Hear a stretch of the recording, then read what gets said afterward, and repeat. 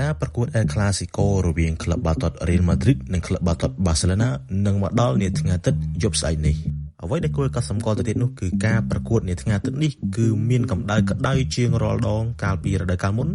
ដោយអ្នកគាំទ្រទាំងនៅកម្ពុជាក្តីនៅលើពិភពលោកក្តីគឺមានការឌឺដងគ្នាទៅវិញទៅមកក្នុងន័យកីឡាអ្វីដែលធ្វើឲ្យការប្រកួតនេះកាន់តែមានកម្ដៅយ៉ាងខ្លាំងគឺដោយសារតែ talk show មួយរវាងកីឡាករ Lamine Yamal និងលោក Ibai ដែលជាអ្នកគាំទ្រដ៏ធំមួយរបស់ Real Madrid ក៏ដូចជា streamer ដ៏ល្បីល្បាញមួយរូបដោយនៅក្នុងកម្មវិធីហ្នឹងលោក Ibai បានសួរទៅកាន់កីឡាករ Lamine Yamal ថាតើអ្នកគិតថាក្លឹប Real Madrid ជាក្លឹបមួយដែលចូលចិត្តលេងបន្លំមែនឬទេភ្លាមនោះ Lamine Yamal បានតបទៅវិញថាពិតមែនហើយពួកគេលេងបន្លំហើយចូលចិត្តតវ៉ាច្រើន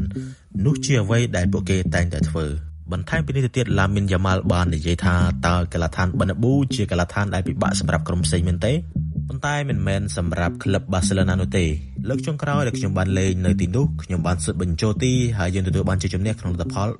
4-0 ដែលនេះជាការរំលឹកដល់លទ្ធផលនៃរដូវកាលមុនរវាងក្លឹបបាល់ទាត់ Barcelona និងក្លឹបបាល់ទាត់ Real Madrid ដែលនេះជាដើមហេតុធ្វើឲ្យអ្នកគាំទ្ររបស់ក្លឹប Real Madrid មានការមិនពេញចិត្តទៅនឹងពាក្យសម្ដីរបស់កីឡាករ Lamine Yamal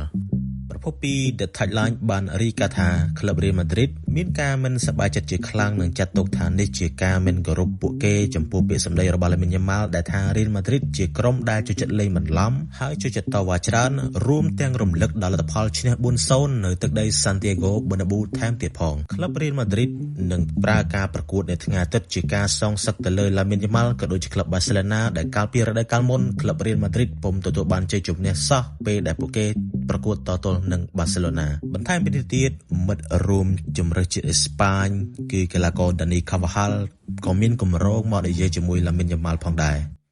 យើងរងចាំមើលទាំងអស់គ្នាថាតើការប្រកួតរវាងក្លឹបបាល់ទាត់ Barcelona និងក្លឹបបាល់ទាត់ Real Madrid នៅថ្ងៃអាទិត្យវេលាម៉ោង 10:15 នាទីយប់តើមានឡើងកម្ដៅបែបណាខ្លះយើងរងចាំទស្សនាទាំងអស់គ្នាអញ្ចឹងប្រិយមិត្តយើងកុំភ្លេចទាំងអស់គ្នាគឺនៅថ្ងៃអាទិត្យស្អែកនេះវេលាម៉ោង 10:15 នាទីយប់ដែលជាការប្រកួតរវាងក្លឹបបាល់ទាត់ Real Madrid និងក្លឹបបាល់ទាត់ Barcelona ចូលរួមទស្សនាឲ្យបានច្រើនទាំងអស់គ្នា